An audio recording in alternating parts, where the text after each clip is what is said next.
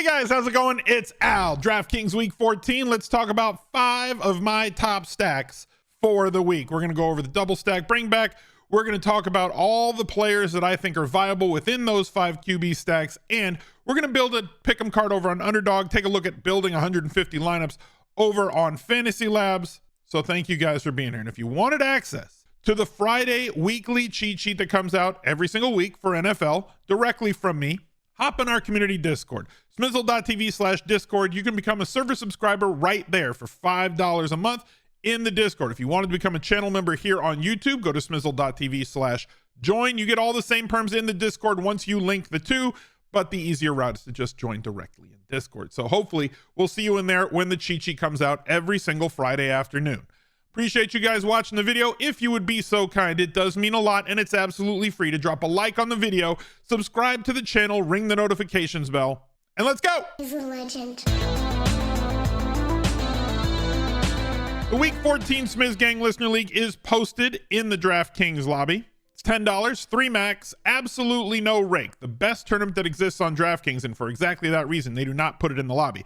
You've got to go to the link tree at smizzle.tv/links. You can find the link to the Listener League as well as everything else I do, including the Al Smizzle Fantasy Football channel, where I will go over and shout out the top 10 finishers in the Listener League every single week. So go over and check out the weekly recap video where I go over everything that happened the previous week, where I was right, where I was wrong, did I win in cash games or lose, how did my tournament lineups look, both high stakes and the Millionaire Maker, as well as those shout outs for all of you who excel in the Listener League. Let's take a look at the slate that we have here. 11 games. Baltimore Ravens favored by 7.5 over the Rams in Baltimore.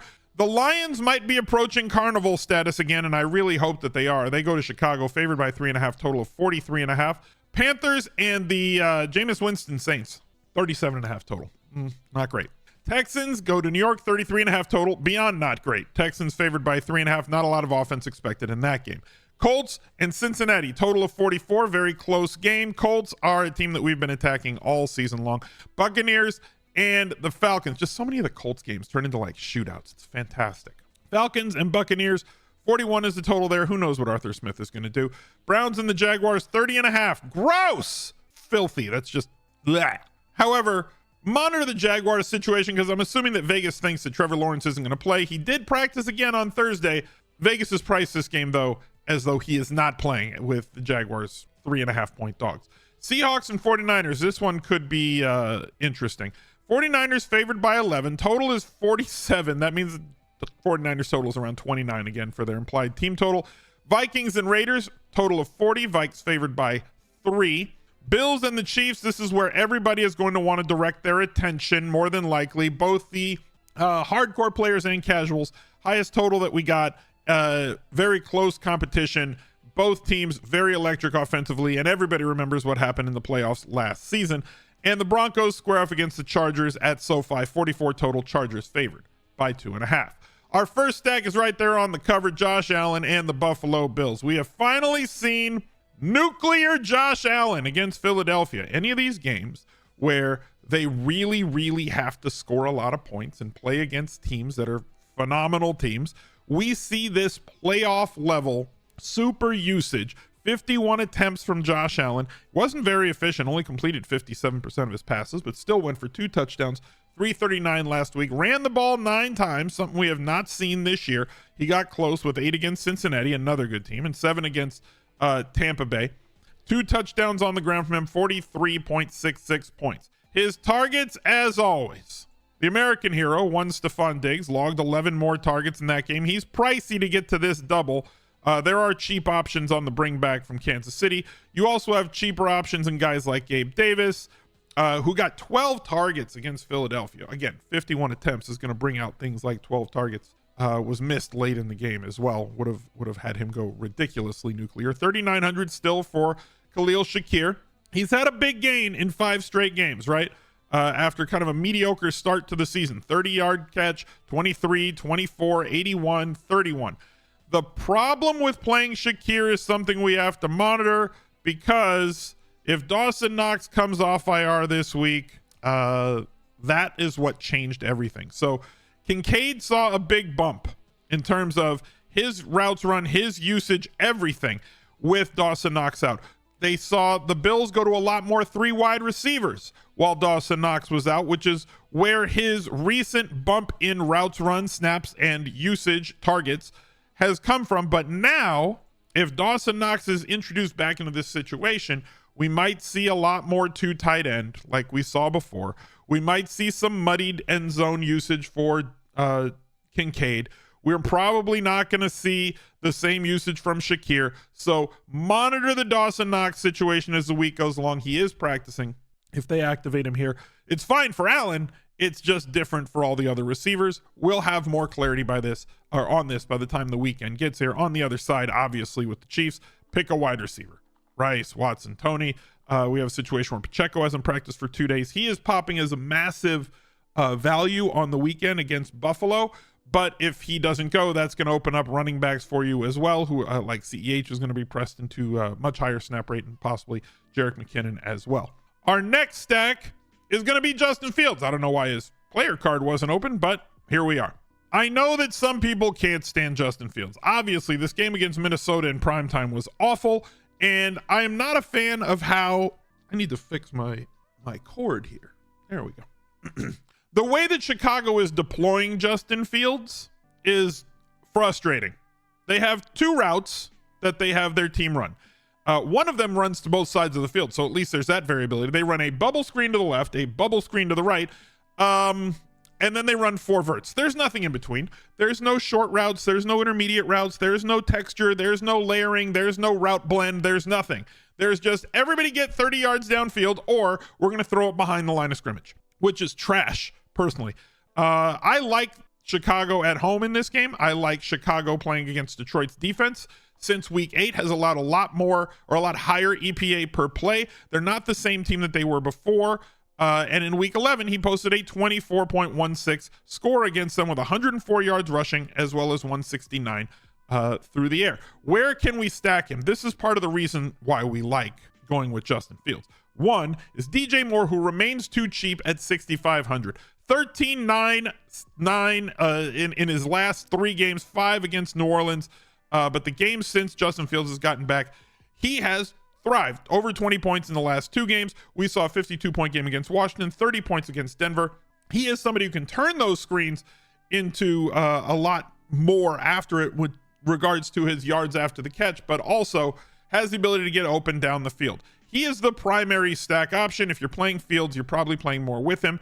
And do I have to stack Justin Fields with 2 players? If you're playing Justin Fields, you're playing him for the opportunity as a 30-plus point DraftKings day. If he does that, he's probably going to have multiple touchdowns. We've already seen him with 4 touchdowns through the air in multiple games. If you wanted to play Mooney with him, understand that it's kind of a thin play. You're relying on a deep pass, but that's something that Detroit has been susceptible to. And Cole Kmet, a more than fine tight end option at his price point at 4,300. On the bring back side, obviously Amon-Ra St. Brown, either of the running backs, or Sam Laporta if you're not going with Cole Kmet in that lineup. Let's head over to Underdog Fantasy, and we're going to build a quick pick'em card with the first 2 guys. We talked about Josh Allen, over 258.5. We need 259 passing yards. And Justin Fields, let's use combined yards for him. 262 plus is what we need through the air and on the ground. Higher on both, $100 if you do not have an account over on Underdog Fantasy. They have these great pick'ems and plenty of best ball, as well as their playoff best ball leagues that just opened up.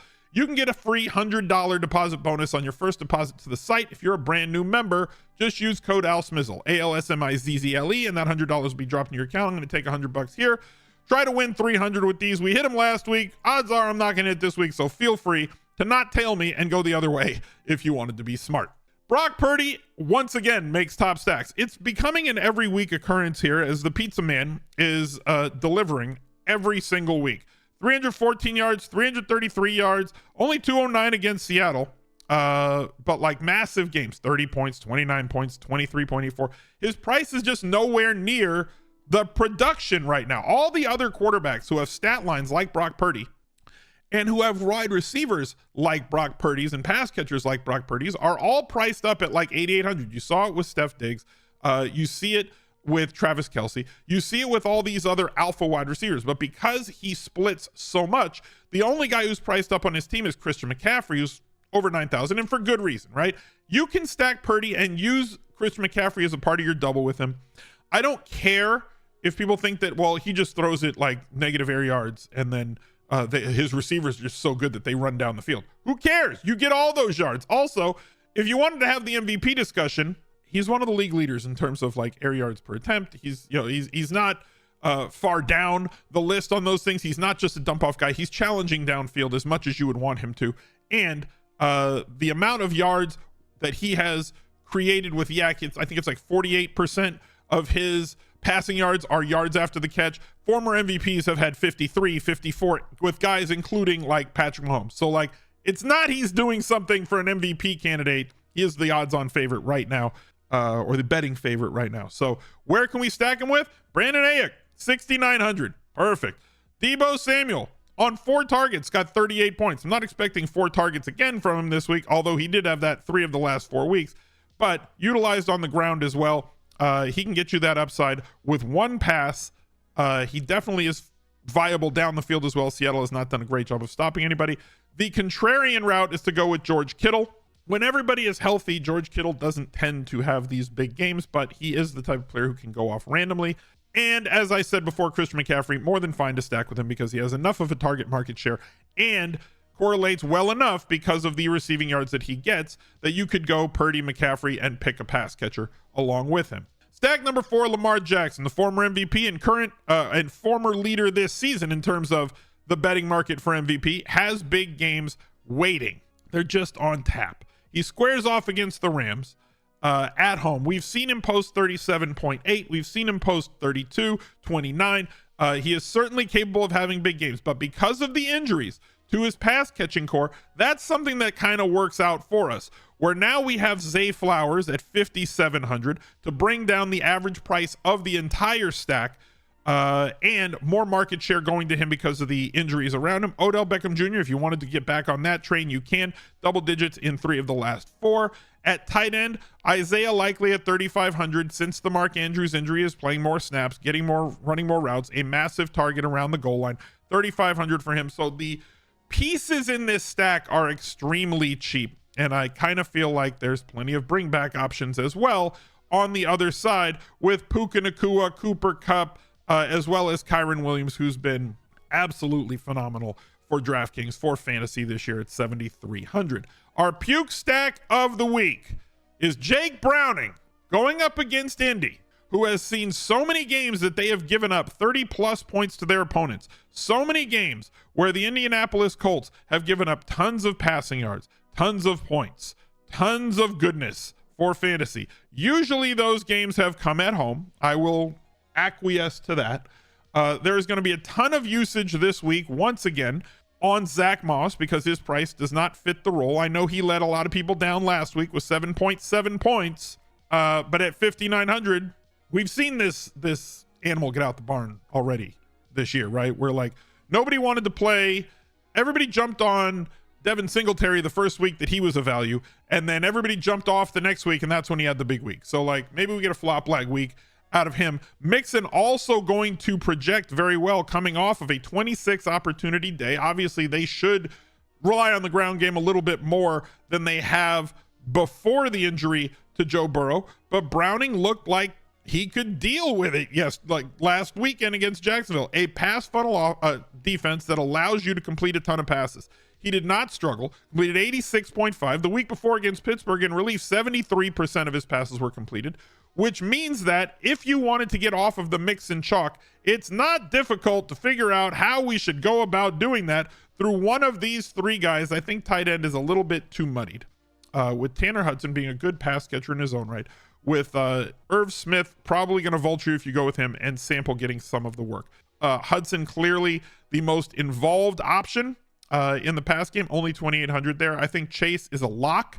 If you are playing Browning stacks, you almost have to play Jamar Chase because he is the engine that makes it go. If Browning's going to have a really big day, it probably means that Jamar Chase did some Jamar Chase things. So if I was playing a Browning stack, I'd probably lock Jamar Chase to all my Browning lineups and then sprinkle in the other guys along with it to get away from that Joe Mixon chalk. Let's head over to Fantasy Labs. And if you do not have an account over at Fantasy Labs and wanted a discounted subscription, go to smizzle.tv/labs with an uppercase L. The best bargain that they have through my link is for the all sports package, where you can get the NFL college football with bowl season coming, NBA, golf, NHL, everything. You get projections and a lineup builder. This is kind of where I start. You guys can pause this and see where I kind of start things. And then I build this to force one running back and wide receiver where the projected ownership is less than 12%.